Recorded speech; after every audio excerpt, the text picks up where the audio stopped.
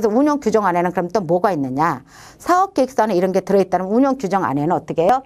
어떻게 하면은 어떻게 장기 요양을 통해서 어떠한 것을 내가 운영을 잘 하겠다라는 거예요. 누구에게? 어르신들에게. 어르신들에게 잘 해주겠다라는 내용이 꼭 들어가야 돼요. 그게 대상자죠, 당연히. 대상자들에게 어떻게 해요? 파견을 해서, 요양선생님들한테 파견을 해서 그 어르신들의 질적으로 어떻게 해요? 삶을 그냥 똑같이 가겠다? 아니죠. 삶을 어떻게 해요? 서비스를 제공함으로써 그분들이 더 나은 삶을 집 안에서. 어른들은 그래요. 우리가 생각할 때 요양원 하면 물론 우리 나이나 앞으로의 세대는 아유 나이 들면 요양원 가야 돼 이러고 다 마음의 준비를 해요. 하지만 현재 어른들은 그렇지 않아요. 요양원을 가겠다 그러면 당신이 곧 죽는 줄 알아요. 좀 죽는다니까 좀 표현이 그런데 아 나는 요양원 가면 이제 끝이다 이렇게 생각을 하신단 말이에요. 사실 제가 오랫동안 해본 바로에 의하면 요양원에 가신 어르신들이 정말 일주일 안에 돌아가시는 분들도 계셔요. 곡기를 끊고 아니면 갑자기 심적에 어떤 변화가 와서 심장마비 같은 게 와서 금방 돌아가시는 분들이 간혹하다 계셔요. 다는 그런 건 아닌데 지금은 물론 인식이 많이 좋아져서 아 요양원 가도 괜찮아 하기는 하셔요. 하지만 많이 아직은 집에서 있고 싶어 하셔요. 아마 우리들 지금 이거 들으시는 우리 선생님들도 그럴걸요. 될 수 있으면 나도 집에서 이렇게 한단 말이에요. 그렇기 때문에 그래서 집에를 내보내는 요양 선생님들을 잘 파견을 해서 해야 되는 방문 요양이나 방문 목욕이 굉장히 중요한 거라는 거예요. 그래서 대상자를 어떻게 돌보겠다라는 거가 운영 규정 안에 들어가야 되고요. 그 다음에 요양보호사를 어떻게 하겠다라는 것도 들어가야 돼요. 파견도 중요하지만 요양보호사에게 내가 어떻게 대우를 해주겠다라는 것도 운영 규정 안에 들어가야 돼요. 하다못해 상여금을 어떻게 주겠다? 이분들한테 어떠한 도움을 주겠다. 우리 센터 안에서는 이분들에게 어떠한 것을 해주겠다라는 것들 운영 규정 안에 들어가야 된다는 말이에요. 지금은 요양보호사들 선생님들 입장에서 많은 정책이 나와요. 사실은 사회복지사나 아니면 센터보다는 요양선생님들한테 더 많이 왜요? 요양보호사 선생님들이 더 약자라는 거예요. 약자기 때문에 요양보호사 선생님들을 기준으로 해서 그게 많이 나오기 때문에 그분들한테 어떻게 해주겠다라는 이야기를 했을 때 그 부분에 대해서도 한다라는 거죠. 그 다음에 이제 그 밑에 뭐예요? 운영을 했을 때 그 시설에 관해서도 어떻게 하겠다라는 것도 나와요. 왜? 혼자 하는 것이 아니라 여러 사람에게 물어보면서 하겠다 해서 운영위원회 얘기도 나오고는 거고요. 그래서 운영위원회 하면은 이제 요양보호사 선생님들 대표 몇 명 아니면 대상자들 대표 부모님, 그러니까 부모님이라기보다는 부모님이 대상자니까 어떻게 해요? 보호자들이죠. 그 보호자들하고의 같은 운영을 어떻게 하겠다라는 관한 사항을 적어 놓은 거죠.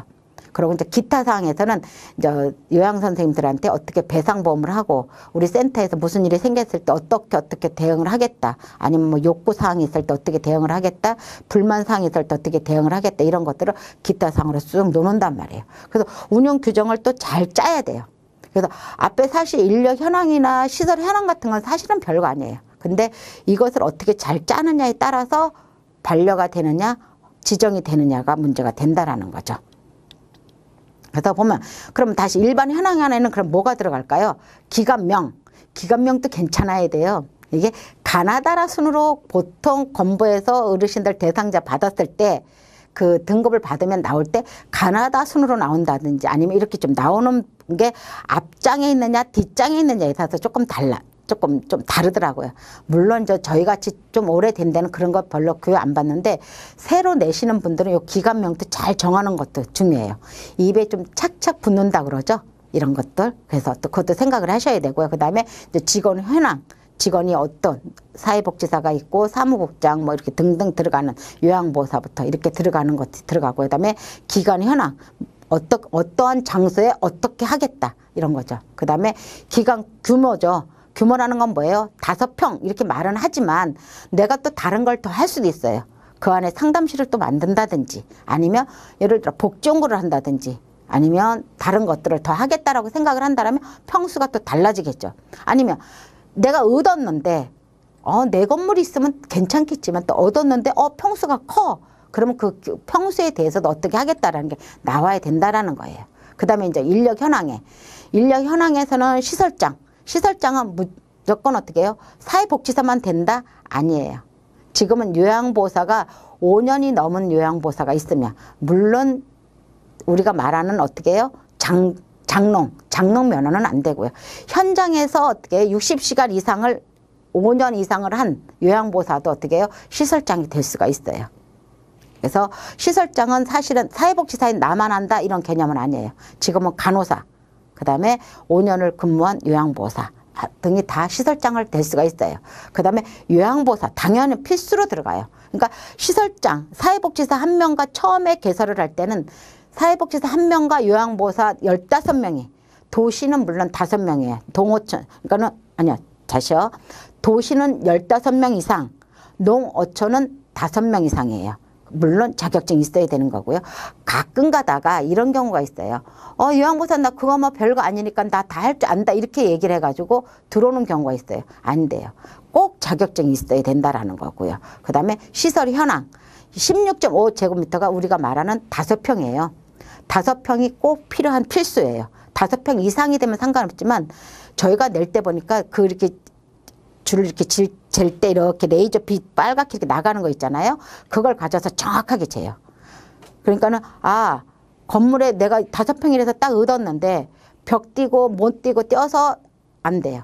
꼭 어떻게 해요? 딱 안에 실 딱 들어가는 그 공간이 와서 딱 띄었을 때 줄자를 띄운다든지 아니면 어떻게 해요? 이렇게 레이저로 쏘는 걸로 해서 딱 띄었을 때 5평 이상이 나와야 돼요. 그래서 조금 넉넉한 걸 얻으셔야 되죠.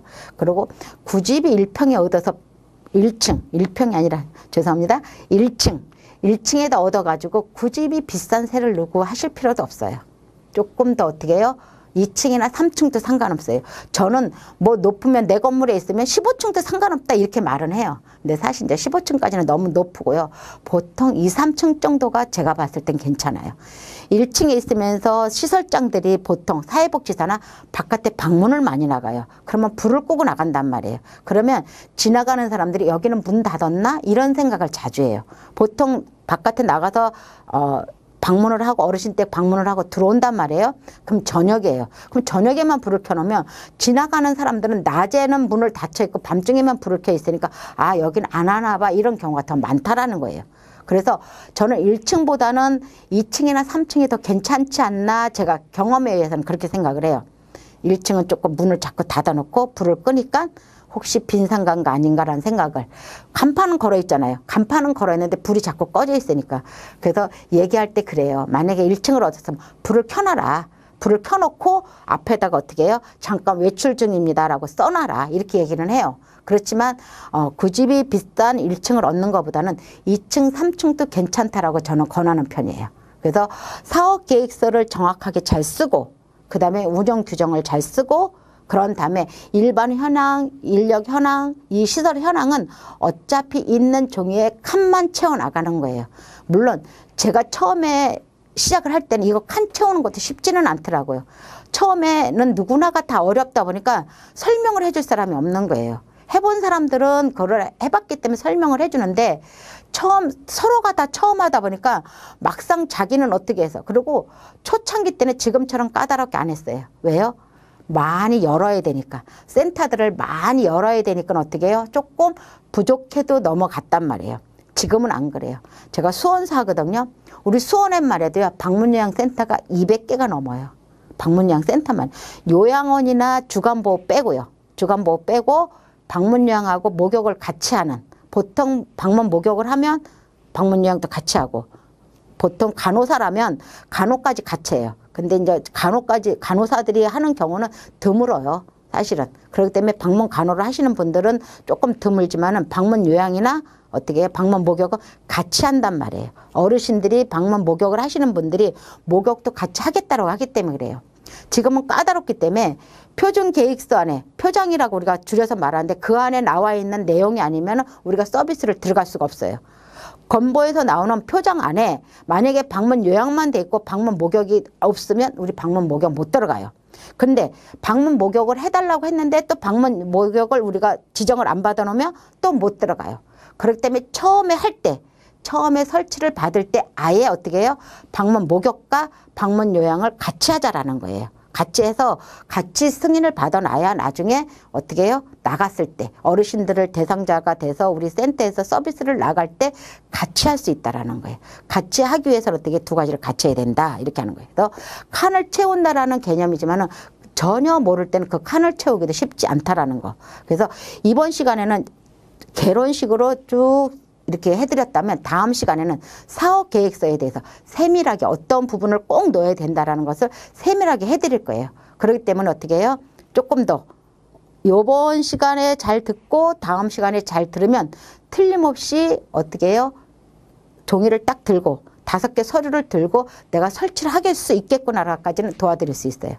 그 다음에 운영에 대한 부분은 또 다시 이야기가 돼야 돼요. 그래서 다음 시간에 설치에 대해서 얘기를 해드린다는 거. 그러니까 설치가 아니라 사업계획서. 설치를 위해서 처음에 들어가야 되는 사업계획서에 대해서 세세하게 자세하게 해드릴 거예요. 이것만 잘 들으시면 제가 처음에 고생을 했던 사업계획서 짜는 부분에 대해서는 틀림없이 도움을 받을 거라고 생각합니다. 자, 지금까지는 개론에 대해서 해드린 거고요. 전반적으로 다 훑어드렸고요. 다음 시간에는 사업계획서를 정확하게 짜는 방법을 해드리겠습니다. 다음 시간에 뵙겠습니다. 수고하셨습니다. 감사합니다.